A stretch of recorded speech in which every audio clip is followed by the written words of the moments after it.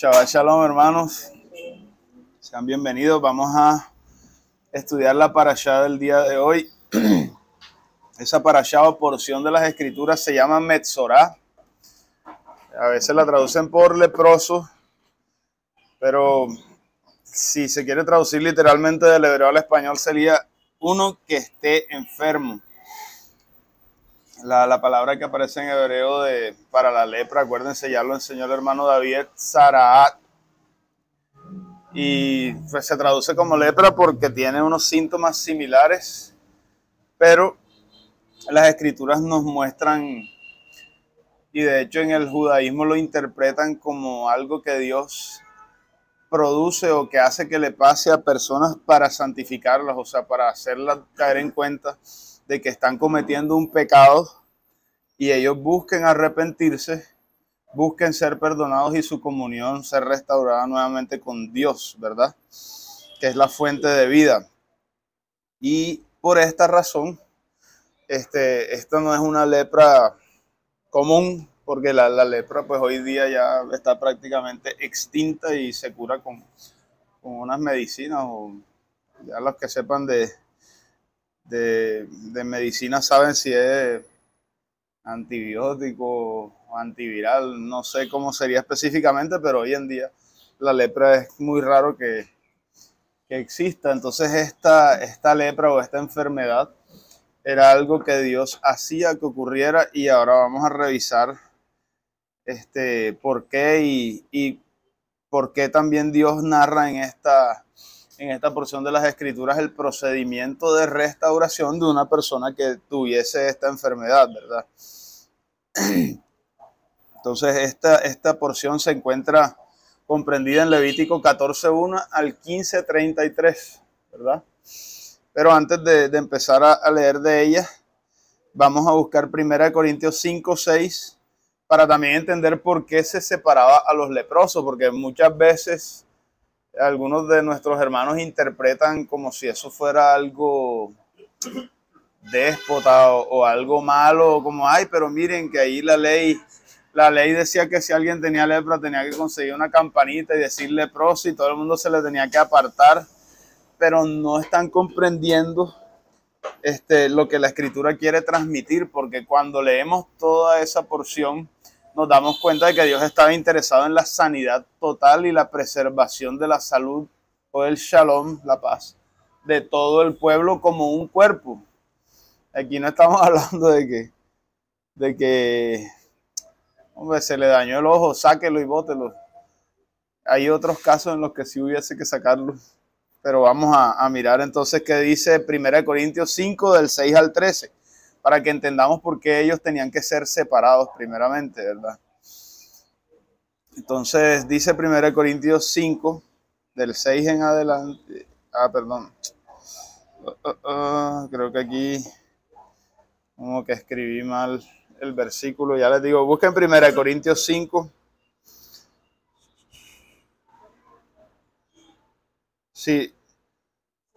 Ok, 1 Corintios 5, verso 6. Empieza a decir, no es buena vuestra jactancia. ¿No saben que un poco de levadura leuda toda la masa? Límpiense pues de la vieja levadura para que sean nueva masa sin levadura, como lo son, porque nuestra Pesaj, nuestra Pascua, que es el Mesías, ya fue sacrificada por nosotros.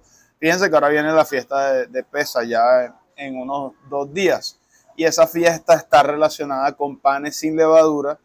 Y aquí Dios, a través de sus siervos, los profetas y apóstoles, está usando una figura de que la levadura es como el pecado. Y el mismo Mesías decía, guárdense, cuídense de la levadura de los fariseos. Decía, entonces la levadura está simbolizando el pecado, y la Biblia te dice que el pecado es contagioso, ¿verdad? Entonces Dios, por un lado, quiere evitar la propagación de ese contagio a otras personas que se puedan afectar con él, y también quiere tratar a la persona enferma. Entonces son dos cosas que Dios está haciendo y no son malas. Está cuidando de los demás que no han sido contaminados para que no se contamine, porque si no es como la pandemia, se regó todo y entonces ya es más complicado tratarlos a todos. Y por otro lado, darle tratamiento a la persona que está enferma. Entonces, esta parte de las escrituras nos da a entender eso. Un poco de levadura puede contaminar a toda la masa. Y aquí estamos hablando de la masa como entiéndase cuerpo o congregación, el cuerpo de la iglesia, y también el cuerpo de toda la humanidad también, por así decirlo. O sea, imagínese usted en su cuerpo, si tiene alguna enfermedad, o sea, usted tiene que procurar aislarla, contenerla con antibióticos, con los medicamentos necesarios para que no siga haciendo daño y después tratar atacando específicamente a la enfermedad, no al cuerpo como tal, para que todos pueda subsistir bien. Entonces esa es la idea del por qué se separaban los leprosos. Vamos a leer también en Gálatas 5:7. Dice Gálatas 5:7 en adelante, para que nos expanda esta misma idea de cuidado, de salvaguardar a los demás y también a la persona afectada. Aquí, ojo, que el tema que está hablando Gálatas ya sabemos que es la circuncisión como medio para salvación, ya. Pero de todas maneras de aquí podemos sacar o ver un poco más este tema. Dice, ustedes corrían bien. ¿Quién los estorbó para no obedecer a la verdad? Esta persuasión no procede de aquel que les llama, o sea, de Dios. Un poco de levadura leuda toda la masa. Yo confío respecto de ustedes en el Señor, que no pensarán de otro modo, pero el que los perturba llevará sentencia a quien quiera que sea. Entonces aquí está también la idea de ustedes estaban bien, se están contaminando, cuidado, y el ente contaminador es el que debe ser separado y destruido para que no afecte a otras personas. Entonces aquí vemos la idea de alguien contaminado puede contaminar a otras personas, pero aquí no están hablando de que hay que eliminar al leproso, sino que ahora vamos a ver cómo Dios trata a aquella persona que ya está afectada para también llamarla a que venga a los pies del Señor y sea restaurado a través del proceso que Dios dicta y después sí ser reintegrado a la comunidad. Pero entonces vamos a ver en números 12:1, perdón, en adelante, que aquí nos va a mostrar que no era una lepra común, sino que era algo que Dios utilizaba para que las personas se dieran cuenta. Y si ya recordamos, mientras lo van buscando, en la parashá pasada que nos enseñaba nuestro hermano David, recuerdan que había 3 cosas a las cuales eran susceptibles de que les diera el sarará o la lepra: las vestimentas, la casa y la persona. Pero todos eran como signos de alerta. Ojo, estás en pecado. Acuérdense la oración que hace el salmista: líbrame de los pecados que me son ocultos. La Biblia dice que nuestro corazón es engañoso más que todas las cosas y uno mismo se monta películas. Y no, pero es que la Biblia dice que es pecado, pero ¿será que si uno lo ve de este modo y entonces empiezan a inventarse cosas y uno mismo de pronto hasta no se da cuenta? Mírense que uno desde afuera, uno ve, hombre, el pecado que hizo el rey David es atroz, ¿verdad? Se acostó con una mujer que no era la de él, quedó embarazada y después trató de ocultar el pecado, no lo confesó y estaba así ciego. Y entonces no, el esposo no quiso acostarse con ella, de manera que el engaño no se pudo dar. Y entonces, ¿qué prefirió hacer? Bueno, póngamelo al frente para que lo maten. O sea, lo mató. Y Dios le envía al profeta Natán para que le hable, y le habla a través de un lenguaje muy íntimo, porque le empieza a hablar desde ovejas, de que sus orígenes eran de que él cuidaba ovejas, ¿se acuerdan? Y le dice, ajá, ¿qué hay que hacer con una persona que tiene 100 ovejas y hay otro que solo tenía uno, y el que tenía 100 llegó y le quitó la única que tenía al otro y se la quedó él? Y ese man es un malvado, debe morir. Y el profeta le dice, ese hombre eres tú y tal. O sea, imagínense ese baldado que le cae y lo que produce en él. En ese momento se arrepintió, lo muestra la escritura, pero él no era consciente. Uno desde afuera, ay, facilito, ¿cierto? Pero, o sea, eso es lo que nos está mostrando la Biblia, y no necesariamente son los mismos pecados. Porque vamos a ver ahora con Miriam, la hermana de Moisés. Números 12:1 dice, María y Aarón hablaron contra Moisés a causa de la mujer cushita que había tomado, porque él había tomado por mujer a una cushita. Ellos dijeron, ¿acaso solo por medio de Moisés ha hablado el Señor? ¿No ha hablado también por medio de nosotros? Y lo oyó el Señor. Moisés era un hombre muy manso. Es que a veces lo pintan como una persona iracunda, pero el mismo Dios nos está diciendo cómo es Moisés. La tradición nos dice un Moisés ahí todo bravo, porque obviamente tuvo un evento donde partió las piedras, pero dice la escritura muestra que fue por indignación y celo por Dios, porque él estaba viendo, Dios se acaba de manifestar a mi pueblo, va a oficiar un matrimonio con ellos y ellos están haciendo idolatría como si estuvieran haciendo adulterio acostándose con otro hombre en la fiesta de matrimonio, algo así. Y él dice, ya no nos podemos casar, esta que tú vas está invalidada, pero obviamente él actuó mal, porque eso no era de él, era de Dios. Moisés era un siervo. Pero aquí Dios es el que nos está diciendo, Moisés era un hombre muy manso, más manso que todos los hombres que había sobre la faz de la tierra, imagínense. Y dice el versículo 4, repentinamente el Señor dijo a Moisés, a Aarón y a María, habló a los tres, vayan ustedes tres al tabernáculo de reunión, y fueron los tres. Entonces el Señor descendió en una columna de nube, se detuvo a la entrada del tabernáculo y llamó a Aarón y a María, y ellos dos se acercaron. Y él les dijo, oigan mis palabras. Si tuvieran un profeta del Señor, yo me manifestaría a él en visión o hablaría con él en sueños. Estos son los profetas normales, algo así. Pero así no es con mi siervo Moisés, quien es fiel en toda mi casa. Cara a cara hablo con él, en persona y no por enigmas, y él contempla la apariencia del Señor. ¿Por qué pues no tuvieron temor de hablar contra mi siervo, contra Moisés? Entonces el furor del Señor se encendió contra ellos y se fue. Cuando la nube se apartó de encima del tabernáculo, he aquí que María quedó leprosa. Este es la Sará. Entonces dice, blanca como la nieve. Aarón se volvió hacia María y he aquí que estaba leprosa. Entonces Aarón dijo a Moisés, ay, Señor mío, por favor, no ponga sobre nosotros este pecado, porque locamente hemos actuado y hemos pecado. Inmediatamente confesaron, ¿verdad? Por favor, no sea ella como la que sale muerta del vientre de su madre con la mitad de su carne consumida. El hermano Aarón estaba intercediendo por su hermana. Ambos estaban envueltos en el mismo pecado, uno hablando y el otro escuchando. Cayó el juicio de Dios. Él reconoce el pecado y empieza a confesar y a interceder por su hermana enseguida. Dice el 13, entonces Moisés clamó al Señor diciendo, oh Dios, sánala por favor. O sea, el que estaba recibiendo la ofensa termina intercediendo por ella, y esto es lo que hace el mismo Mesías por nosotros. Ellos no saben lo que hacen. Perdónalos, no les tengas en cuenta este pecado. Y esa es la manera en la que intercede el Señor por nosotros. Y en las Escrituras dice todos los días de nuestra vida.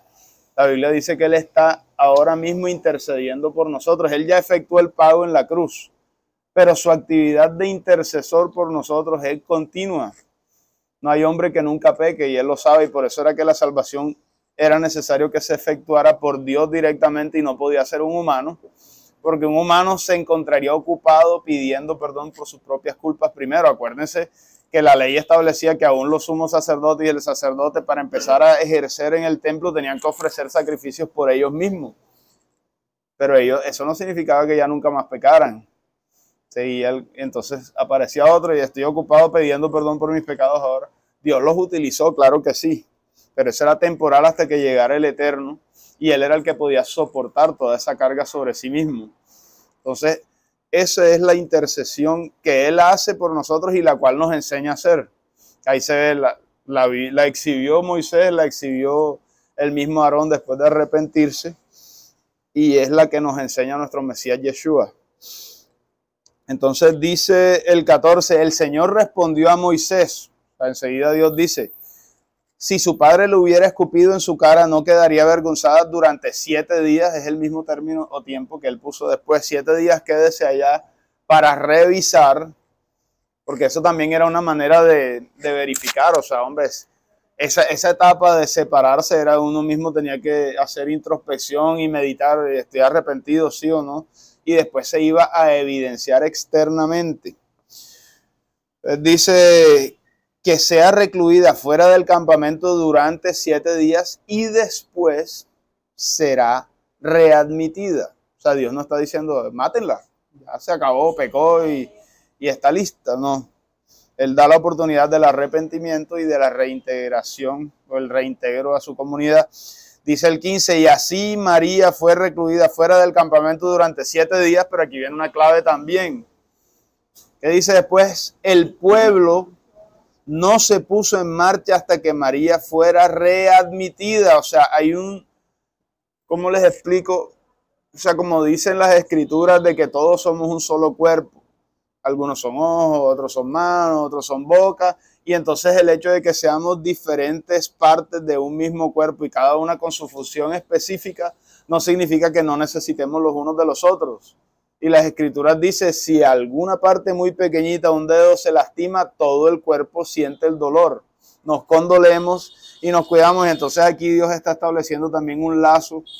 El amor a Dios está primero y después el amor al prójimo. De manera que el pueblo no se movió y la esperó a que se restaurara. Nosotros no nos podemos quedar como que el hermano cayó en pecado. Chao, vas para el infierno. Y seguimos con nuestra vida. Así no actuó Jesús.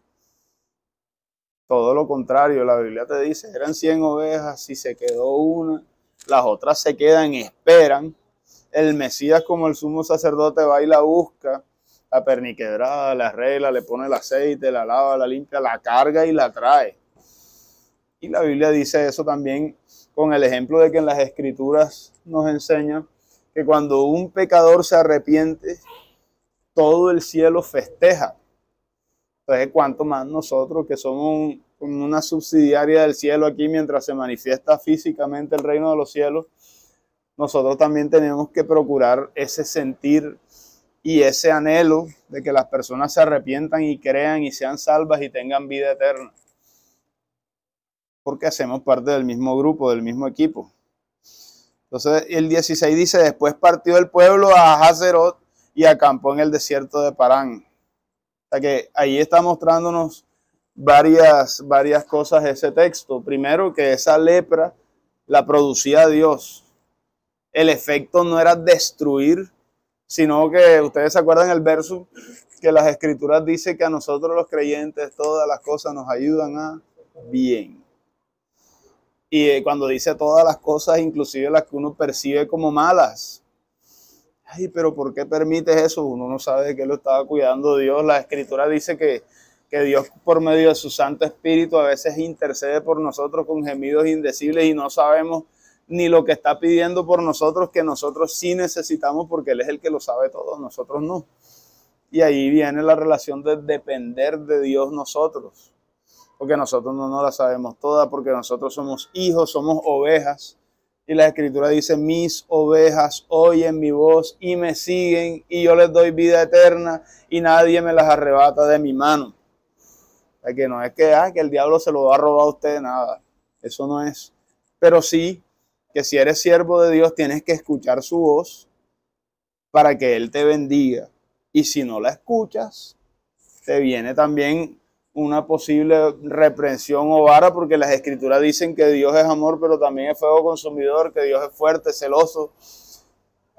Y exacto, y dice las escrituras que si nuestros padres, siendo malos, saben dar buenas dádivas a sus hijos, cuánto más nuestro Padre Celestial nos dará el Espíritu Santo. Pero la Biblia dice que Dios es espíritu y que Dios nos cela constantemente también.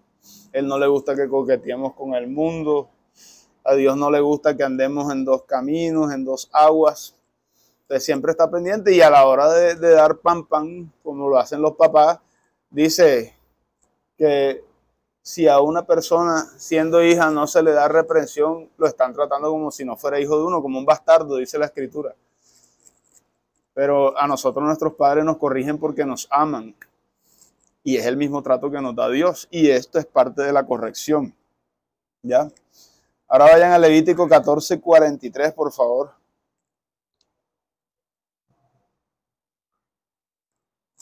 Ay, qué sed. Aquí ya nos está hablando de la lepra que da en la casa, ¿verdad?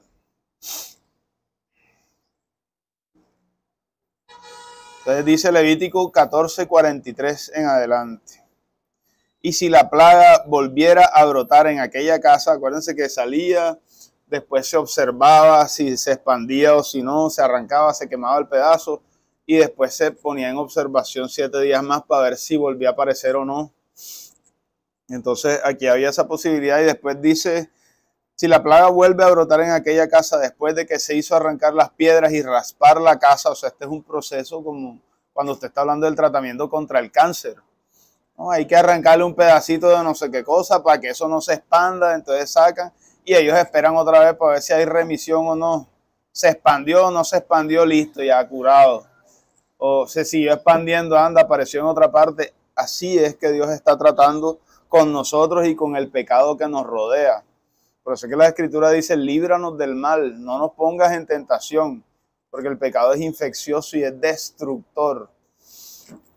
Entonces dice el 44, entonces el sacerdote entrará y la examinará, y si pareciera haberse extendido la plaga en la casa, es lepra maligna en la casa, inmunda es, derribará por tanto la tal casa, sus piedras, sus maderos y toda la mezcla de la casa, y sacará todo fuera de la ciudad al lugar impuro, y cualquiera que entre en ella, en esa casa, durante los días en los que se mandó a cerrar, será impuro hasta la noche, y el que duerma en aquella casa lavará sus vestidos, y también el que comiere en esa casa lavará sus vestidos. O sea, es contaminación, aléjate de eso, deja que surta el proceso y después se restaura, se vuelve a construir después de haberse destruido. Hay muchas maneras. Dice el verso 51. O sea, este ya era la parte dentro del templo que se hacía. Le dice el verso 51, y tomarán el cedro, el hisopo, la grana, la avecilla viva. Acuérdense que había que tomar 2 tórtolas en caso de que no hubiese para un becerro, y lo mojará en la sangre de la avecilla muerta. Ya se había sacrificado una, y había una paloma que moría y hay otra que quedaba viva.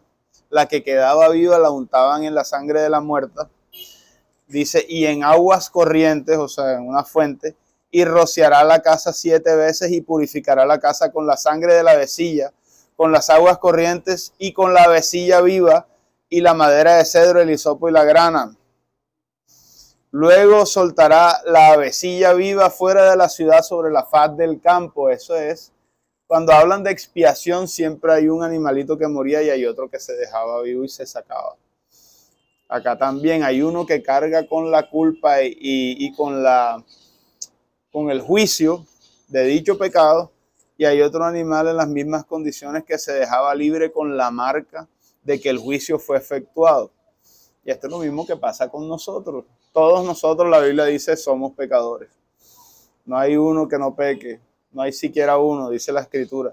Pero porque estamos vivos, por la misericordia del Señor y de ese sacrificio vigente de Jesucristo y su sangre que está sobre nosotros, como si nosotros tuviéramos la marca de ese juicio que ya se efectuó, para que cuando venga el juicio final, los que ya tengan esa marca son exentos del juicio que sí nos merecíamos, pero que cayó sobre aquel que no lo merecía. ¿Ya? Y entonces, de esa manera, Dios nos atribuye la justicia de Jesús a nosotros, y también a Él, o sea, hay doble vía, al Mesías le atribuyó nuestras injusticias, de manera que ellas cayeron sobre Él con todo el peso de las consecuencias, y después Él pagó por esa violación a la ley que nosotros cometimos. Entonces eso lo tienen que tener en mente para lo que vamos a leer ahora. Dice, así hará expiación por la casa y será limpia. Mire lo que dice, esta es la ley acerca de toda la plaga de Zaraat, de tiña, de lepra de vestido de la casa, acerca de hinchazón, de erupción, de mancha blanca, para enseñar cuándo es impuro y cuándo limpio. Esta es la ley tocante a la lepra. Me preguntan, ¿no? Bueno. Entonces, ya sabemos qué afectaba y a quiénes, ¿verdad? Ahora, ¿quiénes atendían? Los sacerdotes. Ellos eran los que tenían que observar, basados en la palabra de Dios, comparar con la Escritura.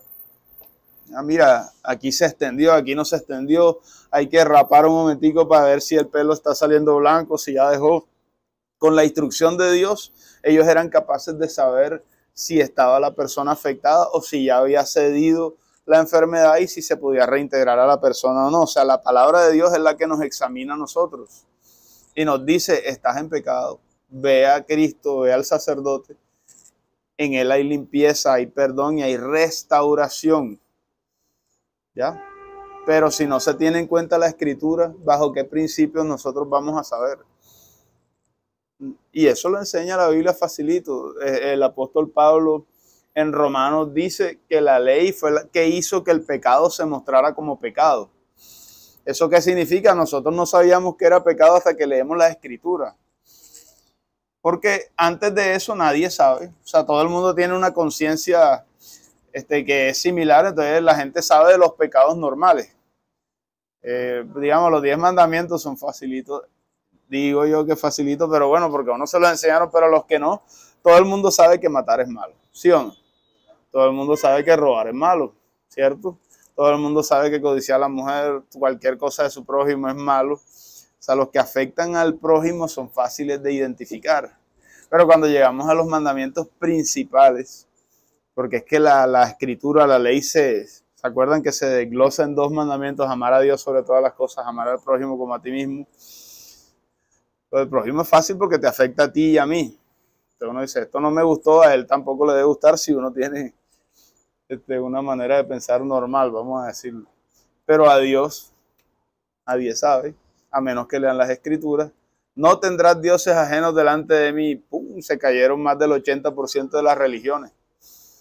Pero es que bla, bla, bla, pero es que eso es por amor a Dios, que no tendrás dioses ajenos delante de mí, no te harás imagen ni ninguna semejanza de lo que hay arriba en la tierra ni abajo en la tierra. Entonces, de ese 20% que quedaba, como el 15% tiene imágenes, se cayó también. Así no se ama a Dios. No tomarás el nombre del Señor tu Dios en vano, porque no tomará por inocente el que tome el nombre de Dios en vano. Listo. Digamos que ahí sí mitad y mitad. Llega el cuarto, acuérdate del día de reposo para santificar, los 6 días trabajarás y harás todo el 7º día de reposo para los 7 días. No, pero el domingo, que no sé qué, o cualquier día que funcione para mí, pan, ahí se cae otro. Entonces, claro, y aquí no estamos hablando de salvación, ojo, estamos hablando de una relación adecuada con Dios en la cual usted pueda ser fructífero en todo lo que haga. O sea, porque la Biblia habla de que la salvación es por obras, no, ¿verdad? Dice que es por gracia, no por obras, para que nadie se gloríe. Es un regalo de Dios la salvación. Pero la santificación, la bendición y otras cosas que están contenidas en ella sí son basadas en la obediencia. ¿Ya? Si tú le haces caso a tu Dios, a tu papá, la Biblia te dice que Él te va a bendecir y que te va a dar.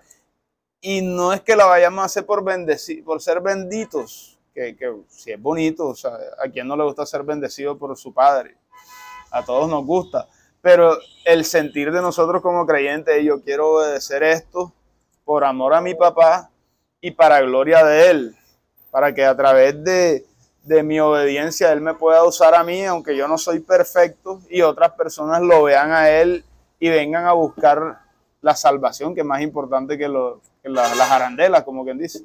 Busquen el reino de los cielos primero, lo demás viene por añadidura, va a venir, pero el reino de los cielos es primero. Y todo lo demás es obediencia, y entonces a través de la Escritura, de la palabra de Dios, es que uno sabe qué es, qué no es, y cuando uno empiece a hacerle caso y a escuchar la palabra de nuestro Padre, como Él dice, pruébenme en esto para que vean, obedezcan esto así y asado, y yo les daré la gloria de tu Padre Abraham, que voy a hacer que ustedes florezcan, que enreverdezcan, van a experimentar la abundancia, y no es por dar plata, tal, que eso también, el evangelio falso es de la prosperidad, que vengan y diezmen y van a recibir mucho dinero, tal. Eso no es así. O sea, las Escrituras dicen, ¿cómo es? Hazle caso a Dios y vas a experimentar el bien, la grosura, todas las cosas que Él tiene para ti. Entonces eso es como algo que tenemos que tener en cuenta para saber cómo es que nuestro Padre procede en estos casos. Pero bueno, decíamos que quiénes son los que revisan, son los sacerdotes. ¿Con qué? Con la palabra de Dios. La cuestión es que los sacerdotes y el mismo templo se veían afectados por nuestros pecados en la práctica. O sea, hablando físicamente, ustedes se acuerdan cuando nosotros celebramos la fiesta de Sukkot. Ustedes se acuerdan que en esa fiesta, en los 7 días, el séptimo día, no el octavo, hay una fiesta, o bueno, hay una parte de la fiesta que se llama, si no estoy mal, ese es Hoshana Rabbah, no. La de cuando limpian el templo, ¿cómo se llama, David? ¿Tú te acuerdas? Que hacen el vino y el vino y el... Exacto, que, o sea, el templo después de un ciclo anual de sacrificio, imagínense, la sangre se va coagulando ahí, eso se va ensuciando. O sea, todos los días sacrificando, acuérdense, porque todo el mundo pecaba ya. Y llevaban sacrificio, Dios los perdonaba, se hacían los, coge tu pedazo que te corresponde a ti como sacerdote, ustedes se llevan esto, o esto es holocausto, ofrenda encendida, todo eso se contaminaba y se cargaba. Entonces llegaba un momento en el que listo, un momento, vamos a limpiar otra vez, vamos a dejarlo limpio, limpio, limpio y volvemos y empezamos el ciclo. Entonces el templo se ensuciaba de sangre, se ensuciaba de los sacrificios, todo esto. Los sacerdotes también ¿cómo es que se llama? Se veían afectados, su ropa, todo, sudaban, tenían que ir a descansar, etc. Entonces ellos mismos eran susceptibles. Y si nos vamos a la lepra real, casi todas las personas que atendían a los leprosos se terminaban contagiando de la lepra, se les caían las narices, terminaban enfermos también. Y eso a veces pasa también a las personas que están en el área médica. A veces se pueden enfermar o contaminarse de la enfermedad de las personas que están tratando. Entonces aquí hay algo muy interesante. Esto que les voy a leer está... Busquen Isaías 53:4.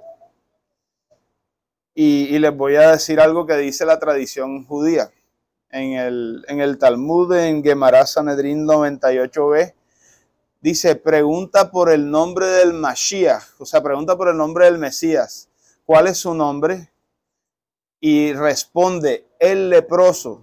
Y la razón de la Gemara es que sobre el Mashiach está escrito. O sea, miren, ellos citan Isaías 53 referente al Mesías. Y dicen que se llamará el leproso. Porque en Isaías 53:4 dice, ciertamente llevó él nuestras enfermedades y sufrió nuestros dolores, y nosotros le tuvimos por azotado y por herido de Dios y abatido. Sin embargo, sigue diciendo el comentario, aunque el Mesías soportara la enfermedad y sufrimiento que se hace que se le califique como leproso, el mismo templo también se le apodaba como el leproso. Entonces ahí hay una relación que ellos están validando prácticamente cuando Jesucristo dijo, destruyan este templo que yo en 3 días lo levanto, y ellos se confundieron y pensaban que hablaba del templo físico, pero él hablaba de su propio cuerpo que en 3 días lo podía resucitar, refiriéndose a la resurrección. Entonces dice, también el sagrado templo es identificado como leproso. Entonces, ¿de dónde sacan esa idea? Busquen Levítico 13:45.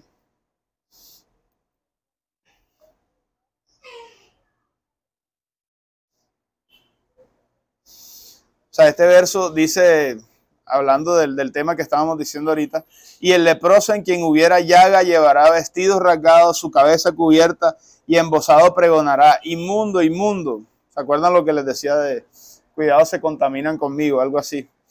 Pero entonces dice un comentario de este verso en Midrash Rabbah 21.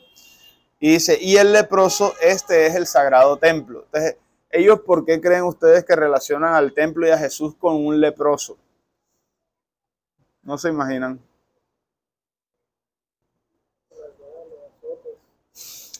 Exacto.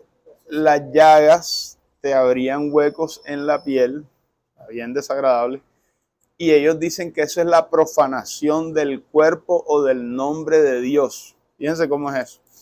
Y ellos tienen ese concepto, en hebreo le dicen Hilul Hashem, que es profanar el nombre, traspasarlo, como para afectarlo, algo así, o degradarlo, en el cual el nombre de Dios se ve afectado por nuestros pecados.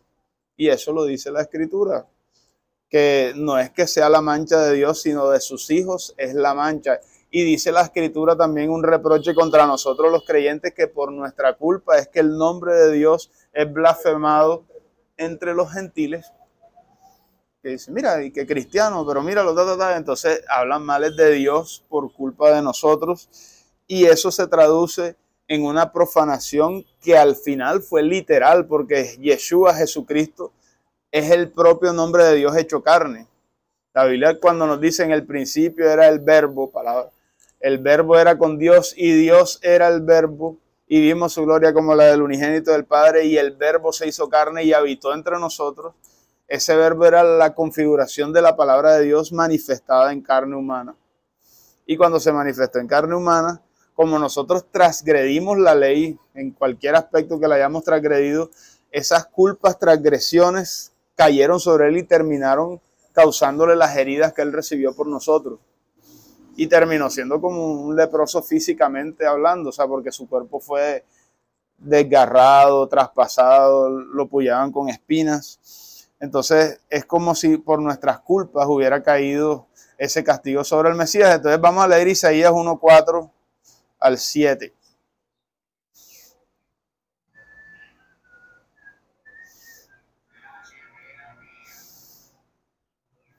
Donde está hablando de todos nosotros como un leproso también. Oh gente pecadora, pueblo cargado de maldad, generación de malignos, hijos depravados, dejaron a Adonai, provocaron a ira al Santo de Israel, se volvieron atrás. ¿Por qué querían ser castigados aún? Todavía se rebelan. Toda cabeza está enferma y todo corazón doliente. Desde la planta del pie hasta la cabeza no hay en él cosas sanas, sino herida, hinchazón y podrida llaga. No están curadas ni vendadas ni suavizadas con aceite. Vuestra tierra está destruida, sus ciudades presas a fuego, y su tierra delante de ustedes comida por extranjeros y asolada con asolamiento de extraños. Ahora en ese mismo Isaías 1, salten al versículo 14. Sus lunas nuevas, sus fiestas solemnes las tiene aborrecida mi alma, me son gravosas y cansado estoy de soportarlas. Pero la causa está en lo que leímos al principio en el 1 al 7. La actitud de estos hijos rebeldes que después se presentaban delante de Dios como si nada estuviera pasado, le causaba esa molestia a Dios. Entonces la respuesta está en lo que la Pascua propone. Busquemos Ezequiel 36, 26. 36, 26.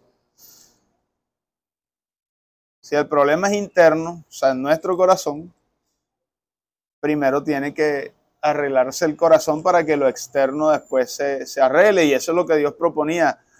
Ves afuera del campamento, estate 7 días, analiza tu situación, arrepiéntete delante de Dios, eso todo es interno. Y después se va a manifestar en lo externo tu sanidad. Entonces Ezequiel 36, 26 dice: además les daré un corazón nuevo y pondré un espíritu nuevo dentro de ustedes. Quitaré de vuestra carne el corazón de piedra y les daré un corazón de carne. Entonces esa es la respuesta de Dios para tratarnos a nosotros. Y ya por último, vamos a leer, busquen Romanos 3:24 hasta el 26. Que es como Dios pasa por alto ese castigo que nos merecíamos y ya nos da la libertad de esas culpas. Siendo justificados gratuitamente por su gracia, mediante la redención que es en el Mesías Yeshua, a quien Dios puso como propiciación por medio de la fe en su sangre, para manifestar su justicia a causa de haber pasado por alto en su paciencia los pecados pasados, con la mira de manifestar en este tiempo su justicia, a fin de que Él sea el justo y el que justifica al que es de la fe del Mesías. Entonces, gracias a Él, a su sacrificio, a su oficio, que todos ellos están vigentes. Jesucristo vive para siempre. Él es el mismo ayer, hoy y por los siglos. Jesucristo es el Cordero de Dios que quita el pecado del mundo y que fue sacrificado desde antes de la fundación del mundo, o estaba dispuesto a ser sacrificado desde antes.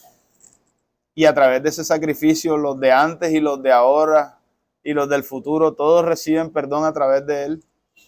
Y Él sigue intercediendo por nosotros.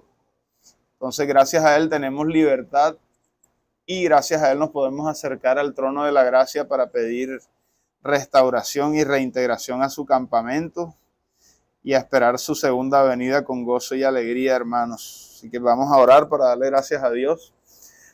Bendito Padre, te damos gracias por este tiempo que nos permites compartir tu palabra. Te damos gracias, Señor, porque no nos abandonaste en nuestros delitos y pecados, sino que viniste a buscarnos con misericordia y amor. Y, Señor, más allá de lo que cualquiera pudiera esperar, Señor, tú subiste a la cruz, pagaste por mis culpas y por las de todos los que estamos aquí, los que no se han dado cuenta aún, Señor, y efectuaste una redención eterna. Señor, te damos gracias por tu misericordia y por tu amor, y te pedimos, Santo Dios, que nos permita ser ahora los pregoneros de tu justicia. Señor, permítanos predicar tu evangelio para que todos escuchen tu palabra y crean y sean salvos y tengan vida eterna, Señor, y aguarden tu segunda venida para entrar en el reino de los cielos físicos. Todas estas cosas te las pedimos en el nombre de Yeshua, nuestro Mesías. Amén.